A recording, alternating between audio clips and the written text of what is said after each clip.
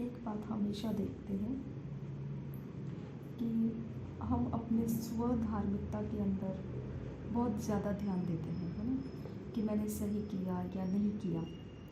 Okay. और दूसरा, हम पाप के बारे में बहुत ज़्यादा ध्यान देते हैं। हमको ऐसे लगता है कि क्या मैंने ये पाप किया, क्या मैंने वो पाप किया, क्या मैंने ऐसा पाप किया। ये दो चीज़ें ऐसे हैं ना कि स्व धार्मिकता और पाप का जो हमारे अंदर का ध्यान रहता है हमेशा। ओके। जब हम पाप के बारे में बहुत ज़्यादा ध्यान रखते हैं तो वो हमारी स्व धार्मिकता बनती है। ओके, मैंने ये पाप किया क्या, मैंने वो गलती किया क्या, मैंने ऐसे किया क्या, मैंने वैसे किया क्या। तो हम अपने कर्मों के अनुसार अपने आप को धार्मिक मानते हैं, अपने कर्मों के अनुसार। ओके। तो यहाँ पे हम स्व धार्मिकता में चले जाते हैं। ये स्व धार्मिकता जो है ना, यहाँ से हम रिलीजियस स्पिरिट में निकल जाते हैं। समझ में आया आपको? ये रिलीजियस स्पिरिट में जब आप जाओगे ना तो वो हम शुरू करते हैं, ये नहीं छूना, वो नहीं खाना, यहाँ नहीं जाना, वहाँ नहीं होना, ऐसा नहीं करना, वैसा नहीं करना। ओके। तो ये हमारा शुरू हो जाता है रिलीजियस स्पिरिट का नेचर। ओके। तो ये स्व धार्मिकता में उतरता है अगर हम पाप के बारे में बहुत ज़्यादा प्रचार करते बैठेंगे कि पाप ऐसा है, पाप वैसा है, पाप नहीं करना है, पाप में नहीं जाना है, पाप नहीं करना है, पाप में नहीं जाना है, पाप ऐसा है, पाप नहीं। तो हम लोगों के अंदर डर बिठा देते हैं कि मतलब एक प्रकार से वो लोग सोच में पड़ जाते, क्या मैंने ये पाप किया, क्या मैंने ये पाप किया, क्या आज मैंने वो पाप किया, क्या मैंने वो, ऐसा कोई डर बिठा के बैठा हुआ इंसान रहेगा तो निश्चित है कि वह फिर जो रिलीजियस स्पिरिट रहता है उस स्पिरिट के नीचे चला गया। ओके। वो हर चीज़ को गिनती करेगा, मैं ये रास्ते से जाऊं या वो रास्ते से, ये सही रहेगा या वो सही रहेगा, ऐसा करूं या वैसा करूं। हमेशा उसके पास ऐसा ही गड़बड़ी रहेगा कि वो एक मार्ग स्वीकारने से पहले बहुत बार सोचेगा कि ये वाला है या वो वाला है, यहाँ ऐसा करूँ या वैसा करूँ, ये वाला जाऊँ या वो वाला जाऊँ। ओके। ये पाप के नीचे दबे हुए लोगों को, मतलब पाप के थॉट्स, यानी मैंने पाप किया क्या, मैंने पाप किया क्या, मैंने पाप किया क्या, ऐसे कॉन्शियस में जो जीते हैं उसके बारे में ये स्व धार्मिकता के नीचे चले जाते हैं लोग। ओके। परमेश्वर की जो धार्मिकता है वो क्षमा के सोचों में मिलती है। अगर हम परमेश्वर की धार्मिकता को समझना चाहते हैं, अगर हम परमेश्वर की धार्मिकता के नीचे आना चाहते हैं तो हमको पाप के सोचों से बाहर आ जाना है। ओके। हमको पाप के सोचों से बाहर आ जाना है। हम हो सकता है कि पाप कर रहे हैं या पाप हो रहा है या पाप करते जा रहे हैं, ऐसा कुछ भी हो सकता है, लेकिन हमारा ध्यान परमेश्वर के माफ़ी के ऊपर लगाना है और हम परमेश्वर के ऊपर डिपेंड हो जाना है कि उसके स्वर्गदूत हमारी मदद करे हम में से ये पाप निकाल देने के लिए। ठीक है। हम अपने बल से कुछ भी बदलाव नहीं कर सकते हैं, अपने ताकत से हम कुछ नहीं कर सकते हैं। ओके। हम अपने आप को पाप किया या पाप नहीं किया इसकी गिनती के ऊपर नहीं चला सकते हैं। ये व्यर्थ का बोझ हमारे कंधे पर लेकर हम थका देते हैं अपने आप को। ओके। हम सिर्फ इतना ही कर सकते हैं कि परमेश्वर को मांग सकते हैं कि परमेश्वर तो अपने स्वर्गदूतों को भेज और पाप के गुलामी में से मुझे बाहर निकाल और तेरे क्षमा के कॉन्शियसनेस में मुझे चला। ओके। तेरी दया के कॉन्शियसनेस में। ठीक है। तब जाके हम परमेश्वर की धार्मिकता में चल रहे होते हैं। ठीक है। अब हमको अगर व्यवस्था में देखेंगे तो व्यवस्था को पालन करने के बाद में वो इंसान आशीर्वादित होता है, लेकिन अगर व्यवस्था को पालन नहीं करता है तो उसे पापी कहा जाता है। ओके। तो परमेश्वर ने कुछ set of rules and regulations दिया है जिसके कारण क्या करना है क्या नहीं करना है इस बारे में हमको जिम्मेदारी दिया है। तुम चुनाव करो, जीवन या मृत्यु।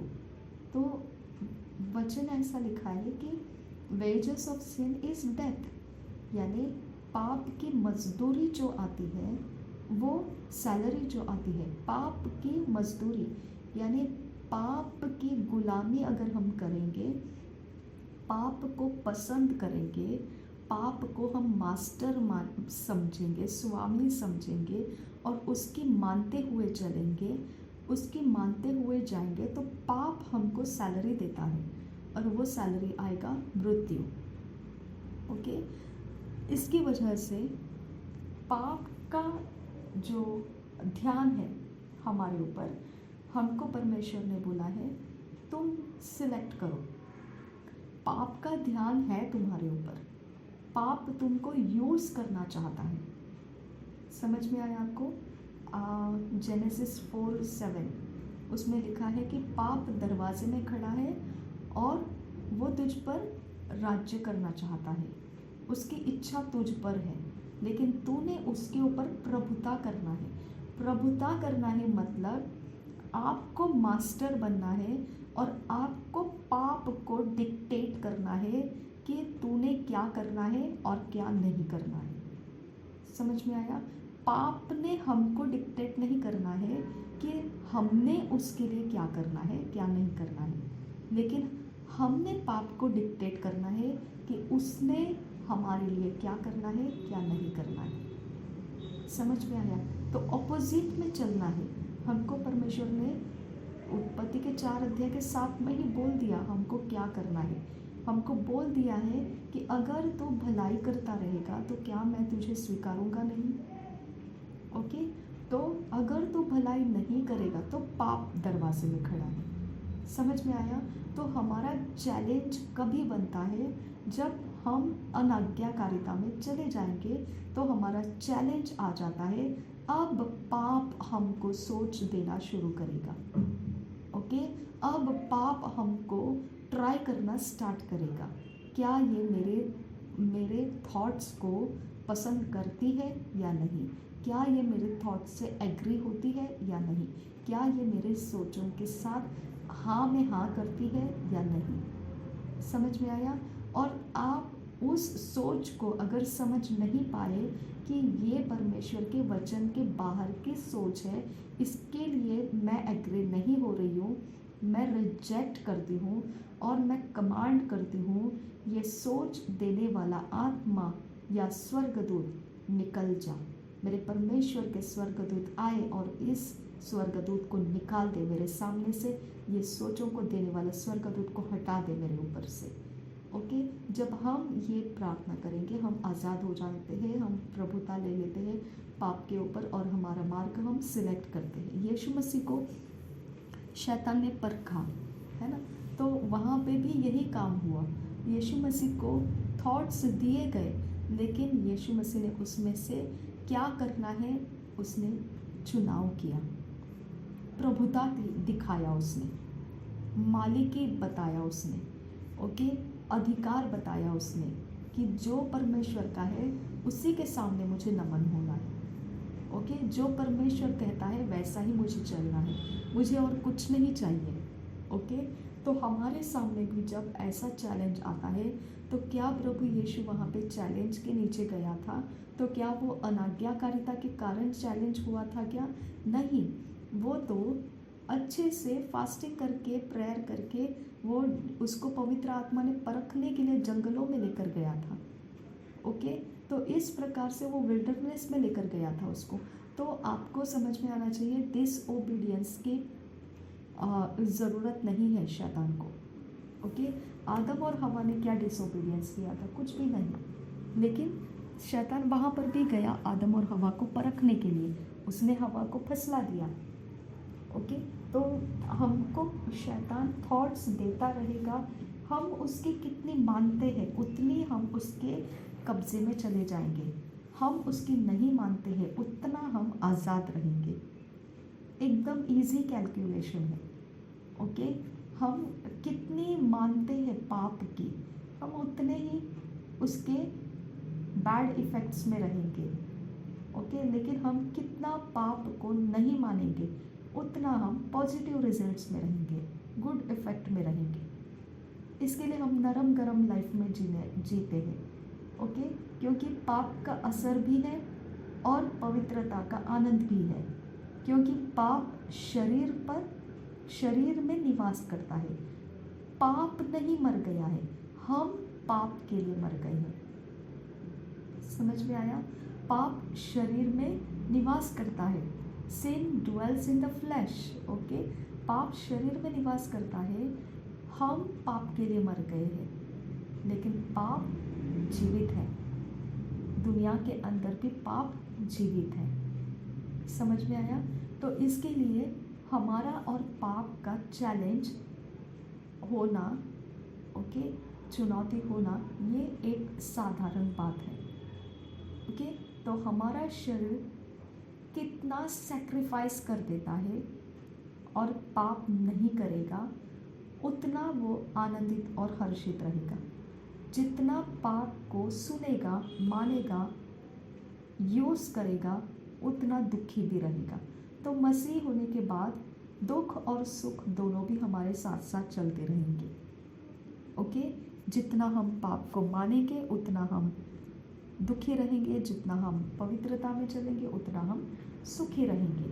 और ये पाप का ज्ञान हमको व्यवस्था में से मिलता है, नहीं तो हमको नहीं मालूम था। ओके, व्यवस्था में क्या दिया है, ये करना है, ये नहीं करना है, ऐसा करना है, ऐसा नहीं करना है, वो कर सकते हैं, वो नहीं कर सकते हैं, सारा ज्ञान दिया है। जो ऐसा करेगा उसके लिए पनिशमेंट है, जो ऐसा नहीं करेगा उसके लिए ब्लेसिंग्स है। ओके, तो हर चीज़ में आप देख सकते हैं कि पाप के बारे में परमेश्वर ने एक एक चुन चुन के व्यवस्था में रूल्स एंड रेगुलेशंस डाल के रखा है। ओके, तो आपको यहाँ पे समझ में आना चाहिए कि ये पाप का कॉन्शियसनेस रूल्स एंड रेगुलेशंस के कारण जीवित रहता है। पाप का कॉन्शियसनेस जो है रूल्स एंड रेगुलेशंस के कारण जीवित रहता है। अगर हम उसको जीवित रखना पसंद करते हैं तो वो सिर्फ इसीलिए करते हैं क्योंकि वो हमको शारीरिक जीवन में मॉरल स्टैंडर्ड्स देता है। ओके, नैतिक स्वभाव में जीने का आनंद देता है वो। ओके, नैतिक स्वभाव में जीने का हमको एक फुटस्टेप्स देता है वो। समझ में आया? एक फाउंडेशन देता है। बस एक इतना ही कारण है कि हम पाप को व्यवस्था में देखते हैं, रूल्स एंड रेगुलेशंस में देखते हैं, हम पढ़ते हैं और फिर वैसा हम बिहेव करके अपने नैतिक जीवन में सुधार रखते हैं। ठीक है, लेकिन इसकी वजह से आप धर्मी नहीं बन जाते हैं, इसकी वजह से आपको परमेश्वर पसंद कर रहा है ऐसा नहीं है। ओके, इसके लिए फिर आप क्या करते हैं पता है? फरीसी के समान हो जाते हैं। मैं इतना ठीक ठाक हूँ और वो देखो, क्योंकि अब आप क्या हो गए, पाप नहीं करने के कॉन्शियसनेस में बढ़ गए हैं। पाप नहीं करना है, पाप नहीं करना है, पाप नहीं करना है, पाप नहीं करना है। अब आपकी प्रैक्टिस इतनी ज़्यादा बन गई है कि आप शार्प माइंडेड हो चुके हैं। अब दूसरे अगर गलती आपको पता है, रूल्स एंड रेगुलेशंस व्यवस्था आपको पता है, आप पालन करते करते करते इतने तेज बन गए हैं, अब दूसरे उसके बारे में तो उनको भनक तक नहीं है। अगर उसमें आपने देख लिया कि आपको जो मालूम है वो रूल्स वो ब्रेक कर रहे हैं, तो डेफिनेटली आप क्या करोगे, उसको दोष लगाओगे। अब क्या बन जाता है यहाँ पर? स्वधार्मिकता बन जाता है। आप अपने आप को स्वधर्मी मानते हैं कि आप सारे रूल्स एंड रेगुलेशन की चौकसी करते हुए चल रहे हैं, इसके लिए आप परफेक्ट है, ये आपका कॉन्फिडेंस है।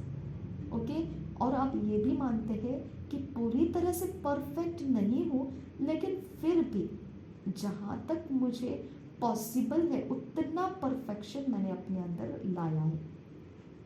आपको किसने बोला ये परफेक्शन लाने के लिए? किसी ने नहीं बोला है।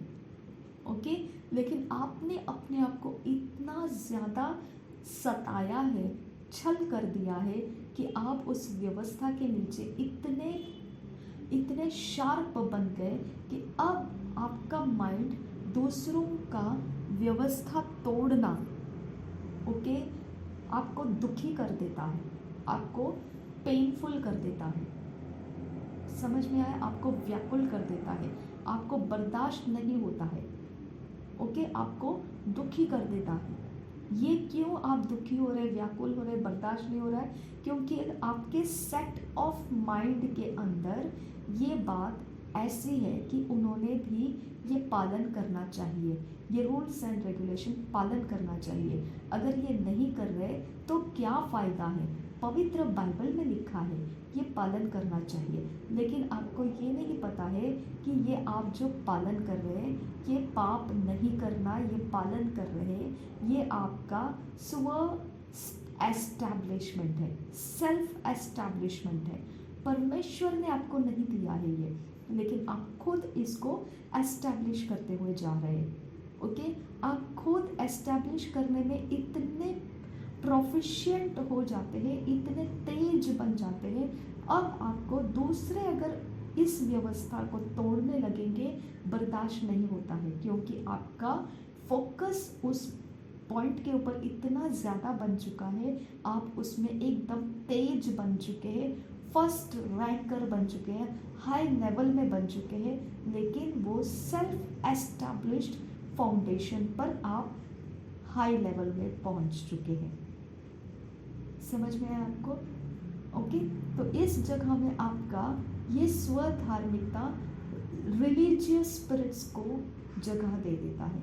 यहाँ पे फिर आपको वो हो जाता है, मैं ये कपड़े पहनूं या नहीं, मैं वो ड्रेस डालूं या नहीं, मैं ये कलर पहनूं या नहीं, मैं वो चप्पल्स पहनूं या नहीं, मैं ये चीज़ें खाऊं या नहीं, मैं वो वाला जगह में जाऊं या नहीं, मैं इसकी संगति में रहूं या नहीं।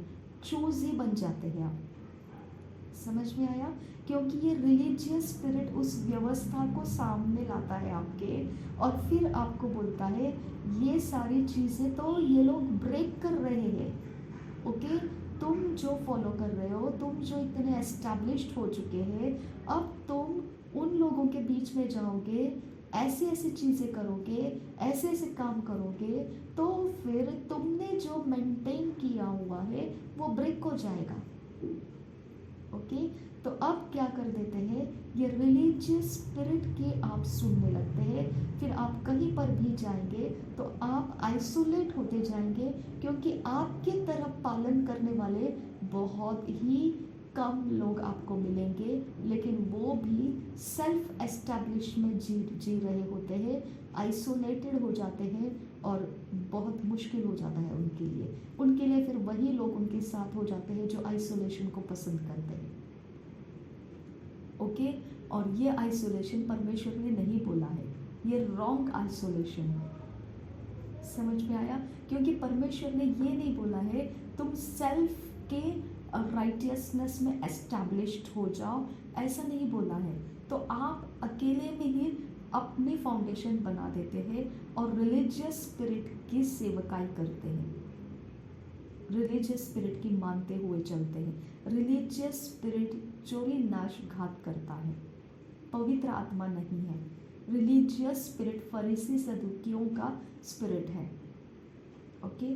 वो चोरी नाश घात करता है, वो पापियों को बचाता नहीं है, वो पापियों को दूर भगा देता है और खुद को वो पवित्र मानता है। समझ में आया? तो इसकी वजह से हमारा परमेश्वर के धार्मिकता का रास्ता टूट जाता है। अब स्वधार्मिकता के ऊपर शैतान अपना काम कर सकता है, क्योंकि आप रॉन्ग ग्राउंड के ऊपर खड़े हैं इसकी वजह से।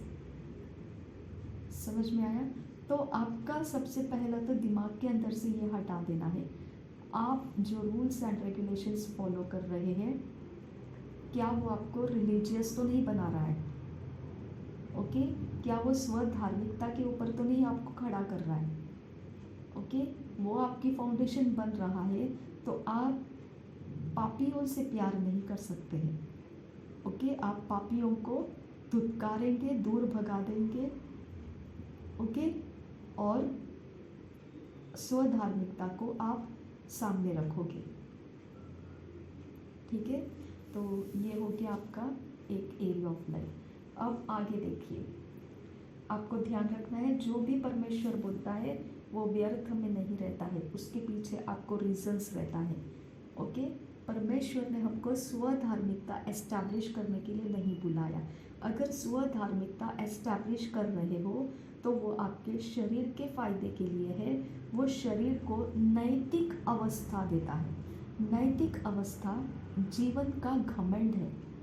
ओके, नैतिक अवस्था में जीवन की ओर देखने वाली नज़र जो है वो तारीफ के पुल बांधती है। ओके, नैतिक अवस्था को सर आंखों पर लिए घूमते हैं लोग, क्योंकि नैतिक अवस्था एक ऐसी अवस्था है जो आदरणीय पोजीशंस के ऊपर रखती है लोगों को। समझ में आया?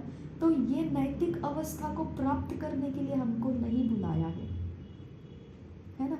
हमको जो बुलाया है, हमको पापियों को परमेश्वर के पास लाने के लिए बुलाया गया है। नैतिक अवस्था को एस्टैब्लिश करने के लिए नहीं बुलाया है। परमेश्वर ने कहा जैसा मैं हूँ वैसा तुम पवित्र बनो। तो परमेश्वर कैसा पवित्र है पहले हमको वो समझना है। जैसा मैं पवित्र हूँ वैसे तुम पवित्र बनो। तो सबसे पहला परमेश्वर कैसा पवित्र है ये हमको नहीं मालूम है, तो हम स्वधार्मिकता का जीवन बनाकर परमेश्वर के राज्य के कामों को तोड़ने वाले बनेंगे, बिगाड़ने वाले बनेंगे। ओके, और यीशु मसीह ने कहा जो मेरे साथ नहीं बटोरता वो मेरे विरोध है, और वो बिखेरता रहता है, बिखराता रहता है। ओके, यानी स्कैटर करता रहता है, वो इकट्ठा नहीं करता है। समझ में आया? तो इसके लिए हमारे कॉन्शियसनेस में, हमारे फोकस में स्वधार्मिकता रखकर हम कभी भी इवांजलिज्म नहीं कर सकते हैं। स्वधार्मिकता हमारा इवांजलिज्म का फाउंडेशन नहीं बन सकता है। स्वधार्मिकता के साथ रहकर हम लोगों के बीच में जाकर सेवा नहीं कर सकते हैं। ओके, तो जो पवित्र आत्मा हमको देता है वो बातों को हमने सीखना ज़रूरी है। परमेश्वर ने हमको जिम्मेदारी ज़रूर दिया है, लेकिन वो पुराने नियम में जिम्मेदारी था। वहाँ पे लिखा हुआ था तुम अगर ये व्यवस्था को पालन करोगे तो जीवन को चुनोगे, अगर ये व्यवस्था को उल्लंघन करोगे तो मृत्यु को चुनोगे। तो ये व्यवस्था जीवन और मृत्यु की लिखित व्यवस्था है, लिखी हुई व्यवस्था है। अगर इसको ओबे करेंगे तो जीवन है, अगर डिसओबे करेंगे तो मृत्यु है। तो पाप इसकी जानकारी देता है। पाप की मजदूरी क्या है? मृत्यु। तो अगर परमेश्वर की व्यवस्था को उल्लंघन कर दिया तो पाप हो गया, और पाप के कारण फिर क्या आ जाता है? मृत्यु आ जाती है। और वचन ये भी कहता है सारे पाप मृत्यु के लायक नहीं रहते हैं, कुछ पाप है जो मृत्यु के लायक है। यानी कि ऐसा नहीं है कि कोई पाप, बाकी सारे पाप पाप नहीं है, ऐसा नहीं है। सारे पाप पाप ही है, यानी आज्ञा उल्लंघन करना पाप है। ओके, एक सिंपल सी बात है, आज्ञा उल्लंघन करना इसका मतलब ढिठाई करना, परमेश्वर के विरोध जाकर ढिठाई करना। परमेश्वर जो बोल रहा है उसका सामना करना, ढीठ बन के सामना करना। ओके, तो ये क्या बन जाता है? रिबेलियन। ओके, रिबेलियन यानी ढीठपन, अड़ंगापन। ओके, तो एक साधारण तरीके से हम पाप को समझेंगे तो अड़ंगापन, ढीठपन, यही पाप है। ओके, तो हम पाप का ग्राउंड बना के, ढीठपन का ग्राउंड बना के, फिर बाद में हम परमेश्वर को उसके पवित्रता की बातें बोल रहे हैं, तो पहले तो पाप और पवित्रता साथ में नहीं रहती है। आपका पाप का कॉन्शियसनेस, ओके, आपके चित्त में पाप की तराजू लगा के रखा है आपने। ये पाप है, ये पाप नहीं है, ये सही है, ये सही नहीं है, ये ठीक है, ये ठीक नहीं है, ये ऐसा है, ये ऐसा नहीं है, ये वैसा है, ये वैसा नहीं। अगर ये तराजू में आप चलना शुरू करेंगे, ओके, तो ये तराजू जो है वो आपके चित्त में है, आपके चित्त में लगातार है। देखो, उत्पत्ति के 4 अध्याय के, उत्पत्ति के 6 अध्याय में 5, 6, 7 वचन आप पढ़ेंगे, वहाँ लिखा है निरंतर लगातार जो सोच आपके ऊपर रहेगी वही कैरेक्टर आपका बनेगा। अगर निरंतर आपके सोच में फोकस्ड है, चित्त में लगा हुआ है कि ये पाप है, ये पाप नहीं करना है, ये पाप है, ये पाप नहीं करना है, ये पाप है, ये पाप नहीं करना है, तो आप पाप नहीं कर रहे, आप पाप नहीं कर रहे, आप पाप नहीं कर रहे। हर बार आप जीतते जा रहे, जीतते जा रहे, जीतते जा रहे, जीतते जा रहे। अब आप पापी के सामने खड़े हो जाओ, ओके, आपको बहुत आसान हो जाएगा उसके पाप को गिनती करना, क्योंकि आपने ट्रेनिंग ही इतनी ली है कि आपने पाप नहीं करना है, पाप नहीं करना है, पाप नहीं करना है, पाप नहीं करना है। ओके, अब आप खड़े हो जाओ किसी मसीही के सामने, फिर आप उसकी गिनती करने रखोगे, ये कर रहा है, वो नहीं करना चाहिए था, वो ऐसा कर रहा है, वो वैसा नहीं करना चाहिए था, ये वैसा कर रहा है, वो वैसा नहीं करना चाहिए था। ओके, क्योंकि आपका फोकस ही पॉइंटेड है वहाँ पर कि आप ये नहीं करना है, ये नहीं करना है, ये नहीं करना है। आप पूरे प्रैक्टिस हो चुकी हैं, अब आप उस प्रैक्टिस में मास्टर बन चुके हैं। आप नहीं जानते हैं, आप मास्टर बन जाओ, आप पोस्ट मास्टर बन जाओ, ओके, आप पीएचडी ले लो उसके अंदर, फिर भी आपका ग्राउंड गलत है, उसके अंदर से परमेश्वर फसल नहीं ले रहा है, वो मृत्यु का ग्राउंड है। उसमें से आप जीवन तो प्राप्त कर रहे हैं, लेकिन आपको उसको तोड़ने की वजह से मृत्यु का भी आपको उसका असर सहना पड़ रहा है, क्योंकि व्यवस्था के ऊपर कोई धर्मी नहीं बनता है। ओके, इसके लिए हम सामने वाले को देखने के नज़रिए में चोट पहुंचा देते हैं। ओके, हम उसके लिए जख्म देने वाले बन जाते हैं, क्योंकि अब हमारे पास रिलीजियस स्पिरिट आ चुका है, स्वधार्मिकता का आत्मा आ चुका है। ओके, हम सेट ऑफ रूल्स के अंदर परफेक्शन देखते हैं, इस रूल के बाहर जाएंगे तो इम्परफेक्शन को गिनती करते हैं। ओके, और हम चाहते हैं परफेक्शन, इसी को कहते हैं, यही परफेक्शन नहीं, रॉन्ग टीचिंग है। परफेक्शन ये नहीं है, ये हमको, मैंने बार बार बताया, ये हमको नैतिक सिक्योरिटी देती है, मॉरल सिक्योरिटी देती है। समझ में आया? मॉरल लाइफ जीने का फ्रीडम देती है। ओके, नैतिक जीवन जीने का स्वतंत्रता देती है ये हमको। लोग हमको आसानी से ट्रस्ट कर पाते हैं, भरोसा कर पाते हैं। समझ में आया? लेकिन आप देखोगे एक बड़ा गुनहगार प्रभु में आ जाता है तो लोग उसके ऊपर जल्दी भरोसा नहीं करते। पौलुस बेस्ट एग्जाम्पल है। ओके, मार काटे करने वाला जब प्रभु में आ गया तो भी मसीह लोग उससे डर रहे थे, उसका सामना नहीं करना चाहते थे, जबकि लोगों ने प्रचार करके बताया कि नहीं बाबा, वो अभी प्रभु में आ चुका है, वो नम्र बन चुका है, प्रभु यीशु को ग्रहण कर चुका है। फिर भी उसका कैरेक्टर लोगों के जहन में फिट हो चुका था, उस कैरेक्टर को टूटना उनके जहन में से, चित्त में से मुश्किल था, और वो कतराते कतराते कतराते ही पौलुस के सामने आने शुरू हो चुके थे, क्योंकि उनको वो विश्वास नहीं हो रहा था। तो कैरेक्टर इंसानों के क्राउड को अफेक्ट करता है। ओके, लेकिन इसका मतलब ये नहीं है कि अगर कैरेक्टर नहीं है तो आप परमेश्वर के काम नहीं कर पाओगे, ऐसा नहीं है। ओके, परमेश्वर के काम करने की आपको पूरी आज़ादी है।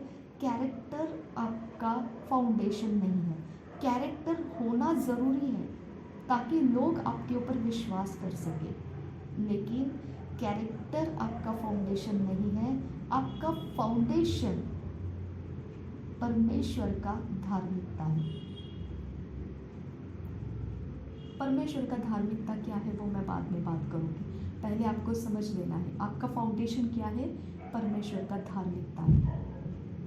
ओके, अब आपको जब चुनाव करना है, आपको जिम्मेदारी दिया है क्या करना क्या नहीं करना, कितना करना कितना नहीं करना, कैसे करना कैसे नहीं करना, ये अगर आपके पास ज्ञान है, आप उस ज्ञान का इस्तेमाल कर रहे हैं, तो इसका मतलब ये नहीं बनता है कि आप परफेक्शन में चल रहे हैं, बिल्कुल नहीं।